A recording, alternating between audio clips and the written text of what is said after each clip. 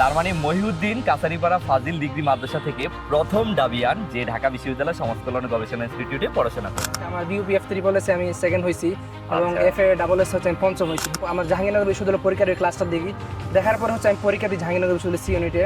ওই জায়গায় হচ্ছে আমি 19তম স্থান অর্জন করি। আসসালামু আলাইকুম সবাইকে। আজ ঢাকা বিশ্ববিদ্যালয়ের জন্মদিনে আমরা আছি ঢাকা বিশ্ববিদ্যালয় ক্যাম্পাসে এবং আমার সাথে আছে ঢাকা বিশ্ববিদ্যালয়ের নবীনতম ব্যাচ 105তম ব্যাচের দুইজন শিক্ষার্থী। ভাইয়া তোমার নাম? আমার নাম মহিনুদ্দিন, মহিনুদ্দিন। কোন department? Social welfare and research. Social welfare and research, that means আমার ডিপার্টমেন্ট। আর তোমার? আমার নাম হচ্ছে মাহমুদুল হাসান রাফি, আমারও social welfare and research department.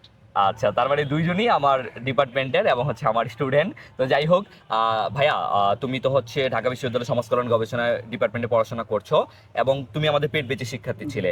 তো কেমন ছিল ডিউ মানে আইসিইউ ব্যাচের সাথে তোমার যেই অভিজ্ঞতা, সেটা কেমন ছিল? আমার অভিজ্ঞতা এক কথায় বলতে আউটস্ট্যান্ডিং ছিল। আচ্ছা, আমি হচ্ছে ডিআইসিউ ব্যাচ 25-এর আগে আমি 24-এর ব্যাচও ছিলাম। আমার প্রি অ্যাডমিশন করছিলাম আমার বেসিক কনসেপ্টটা যাতে ক্লিয়ার থাকে। আলহামদুলিল্লাহ এডুকেশন আমার বেসিক কনসেপ্ট একদম ভালোভাবে ক্লিয়ার করছিল। এরপরে যখন আমি ফোকাসে ছিলাম ওখানে আমি মোটামুটি খুব ভালো একটা রেজাল্ট করতাম একমাত্র এডুকেশনের কারণে, কারণ এডুকেশন থেকে আমি প্রি অ্যাডমিশন কোর্সটা নেওয়াতে অনেক উপকার হয়েছে। আপনার জিকে ক্লাসটাও করতাম, মানচিত্র সহকারে পড়াতেন, ওটা খুব হেল্পফুল ছিল। আচ্ছা, তো যেদিন চান্স পেলে এবং বাবা মাকে বললে, কেমন ছিল ওই অভিজ্ঞতাটা? অবশ্যই মানে বাকরুদ্ধ হয়ে গেছিলাম। আচ্ছা, আমার বিপি রেজাল্ট আর ওই দিন দুটাই একসাথে রেজাল্ট দিয়েছে। হ্যাঁ, বিউপি রেজাল্ট দেওয়ার পর আমি বিউপিতে এফ ট্রিপল এস 38তম হয়েছিলাম। তো ওটা ভাইকে জানাইছি, আমার আব্বু আম্মু কেউ নাই।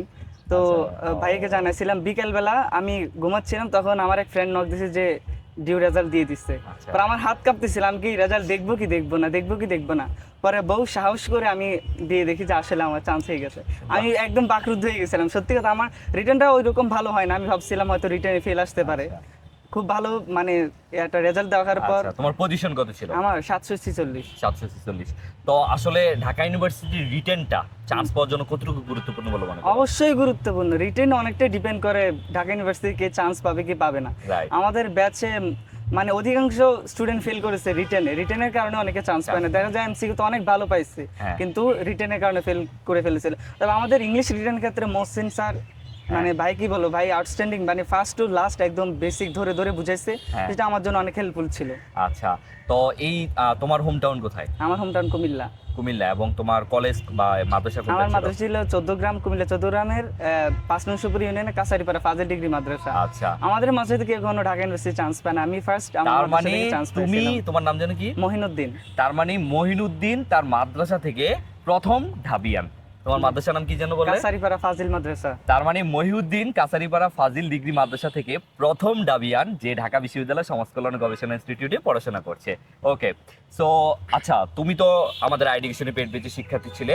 তো যারা এই বছর তোমার কুমিল্লা বা তোমার মাদ্রাসা থেকে পড়াশোনা মানে হচ্ছে ঢাকা ইউনিভার্সিটিতে চান্স পেতে ইচ্ছুক, তাদের উদ্দেশ্যে কি বলবে? তাদের উদ্দেশ্যে বলবো, আমি বলি তাদের হয়তো অনেকে এইচএসসি এক্সাম কালকে থেকে স্টার্ট হবে।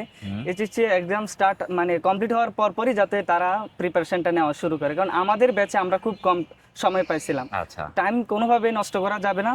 আর আমার মনে হয় বর্তমানে অনলাইন জগতের ক্লাসগুলো আসলে খুব ভালো হয়। শিক্ষার্থী সেই হিসেবে আমি সাপোর্ট করতেছি না ওদেরকে বা ওদেরকে ইন্সপায়ার করতেছি না। আসলে বর্তমানে কোথাও কোনো জায়গায় অফলাইন থেকে অনলাইনটা অনেক ভালো বেটার হবে। তো তাদের উচিত প্রি অ্যাডমিশন কোর্স নেওয়া বা আগে থেকে প্রিপারেশনটা নেওয়া। আর এডুকেশন ব্যাপার কি বলবে?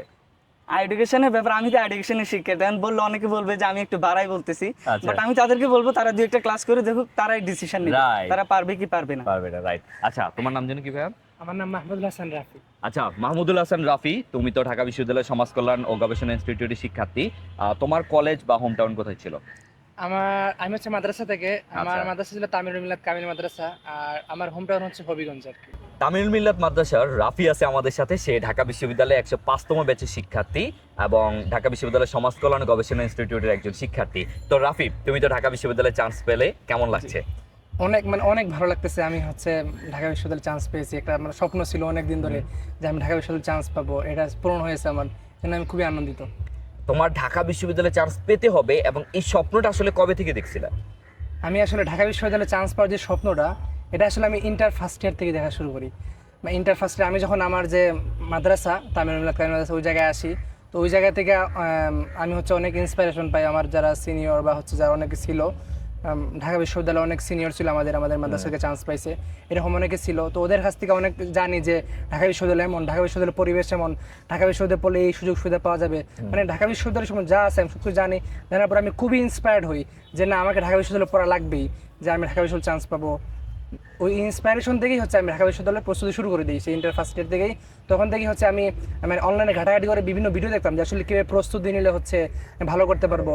তার মানে হচ্ছে যেমন আই এডুকেশনের অনেক এইসব শিক্ষামূলক ভিডিও আছে, আমি ওইগুলো ওই সময় দেখতাম যে আসলে আমাদের মার্ক ডিস্ট্রিবিউশনটা কেমন করলে ভালো করবো, এই টাইপের যত টাইপের ভিডিওগুলো আছে আমি হচ্ছে তখন থেকে দেখতাম আর কি।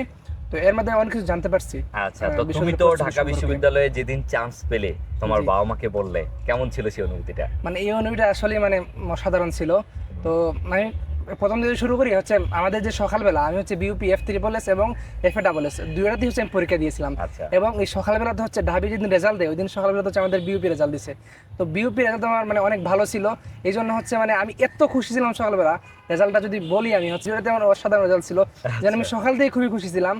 এবং বিকালে হচ্ছে ঢাকা বিশ্ববিদ্যালয়ে রেজাল্ট দিছে, তো ওটাতে অনেক খুশি। তবে আমার এক্সপেকটেশন একটু কম, তবুও আমি অনেক খুশি হয়েছি যে আমার বিউপি রেজাল্টটা এই দিন আসছে, অনেক ভালো একটা রেজাল্ট করছে দুইটা ইউনিটেই।